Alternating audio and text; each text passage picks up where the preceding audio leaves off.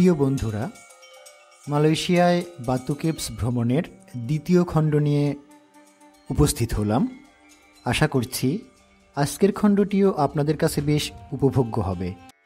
পাহাড়ের গা ঘেঁষে এত সুন্দর একটা মন্দির থাকবে এটা আসলে জানতাম না। দেখুন কত সুন্দর একটা মন্দির।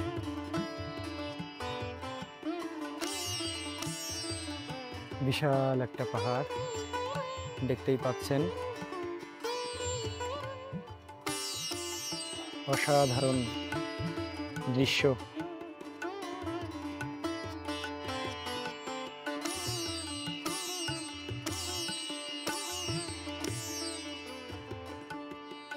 ভিউয়ার্স, তো আমি এখন এই যে ছোট্ট একটা গেট রয়েছে, এই গেট দিয়ে ঢুকবো।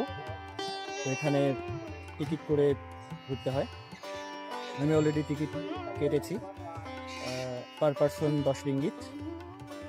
তো দেখা যাক ভিতরে গিয়ে কি কি দেখতে পাওয়া যায়। তো এখন আমি ভেতরে প্রবেশ করছি। এই যে দেখছেন টিকিট কাউন্টার, এখান থেকে আমি টিকিট নিয়েছি 10 রিঙ্গিত দিয়ে। তো অলরেডি আমি ভেতরে প্রবেশ করেছি।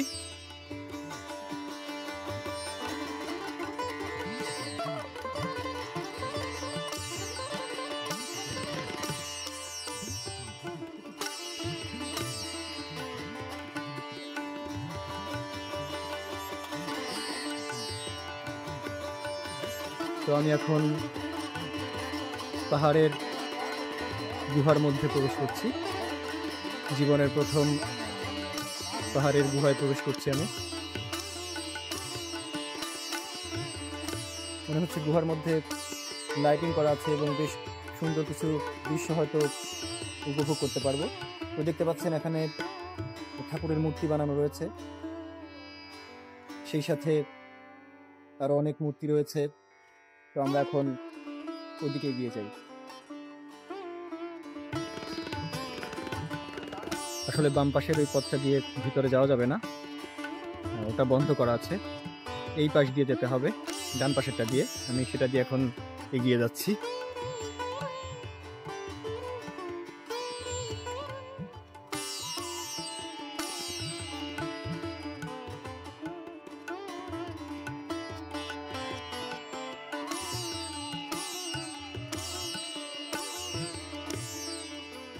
ভেতরটা খুবই সুন্দর, কোনো ভয়ের কোনো কারণ নেই।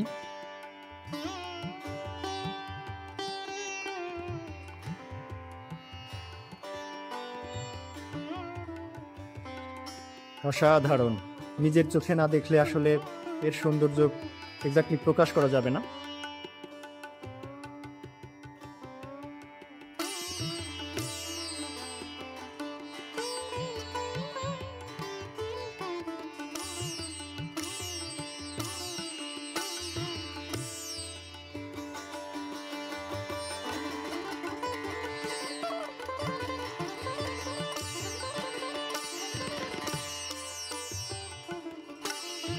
আমরা ভেতরে আরো এগিয়ে যাই, দেখি।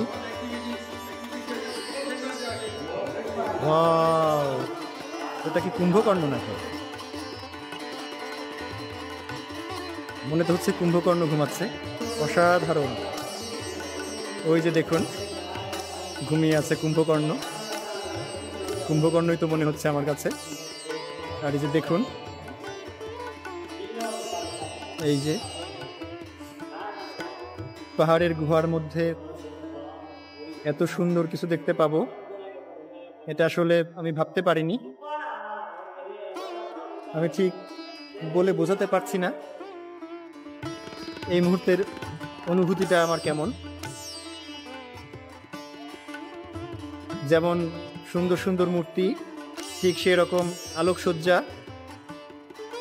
তার উপর আবার পাহাড়ের মধ্যে, পাহাড়ের গুহার মধ্যে। অসাধারণ, মন ভরে গেল। আসলে আশা সার্থক হলো। খারাপ আবহাওয়ার মাঝেও আসবো না করেও শেষ পর্যন্ত আমরা এসেছি। মহান সৃষ্টিকর্তা নিরাশ করেননি।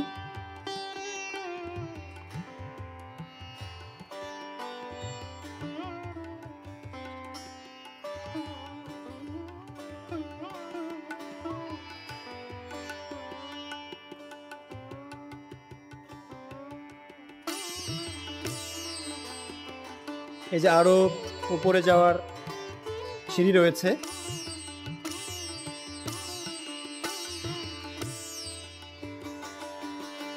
গুহার ভেতরের জায়গাটা নেহাত ছোট নয়, বেশ বড় জায়গা।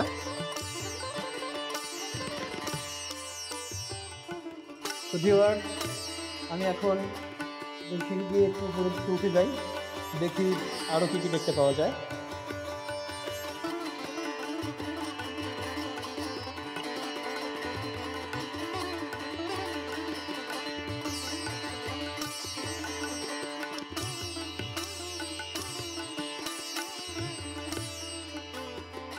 পাহাড় কেটে এত সুন্দর একটা পরিবেশ তৈরি করা সম্ভব, এটা আসলে নিজের চোখে না দেখলে বিশ্বাস করার মতো নয়। সিঁড়ি দিয়ে উপরের দিকে উঠে গেলাম। এই যে দেখুন, এখানে মনে হচ্ছে রাজসভা তৈরি করা হয়েছে, দেখতে পাচ্ছেন। আমার তো মনে হচ্ছে রাজা দশরথ এবং তার রানী বসে আছেন,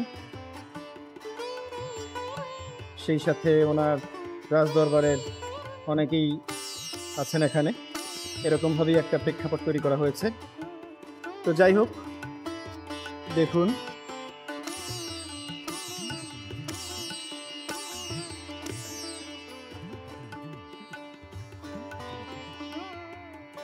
এখানে আসলে মন ভালো হতে বাধ্য।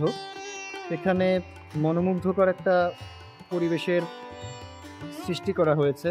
এটা যে কত সুন্দর একটা পরিবেশ, সেটা নিজের চোখে না দেখলে পরিপূর্ণভাবে বিশ্বাস করা সম্ভব নয়।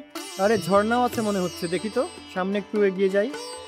ঝর্ণাও রয়েছে, ওই যে জল গড়িয়ে পড়ছে, ওই যে উপর থেকে জলের ধারা নেমে আসছে, এই যে দুপাশেই তাই দেখছি। বন্ধুরা, আজকের মতো বিদায় নেবার সময় হয়েছে। খুব শীঘ্রই তৃতীয় খণ্ড নিয়ে আপনাদের মাঝে উপস্থিত হব, এই আশা রাখছি। আপনারা সবাই ভালো থাকবেন, সুস্থ থাকবেন। সবাইকে অসংখ্য ধন্যবাদ এবং সবার প্রতি রইল অনেক অনেক শুভকামনা।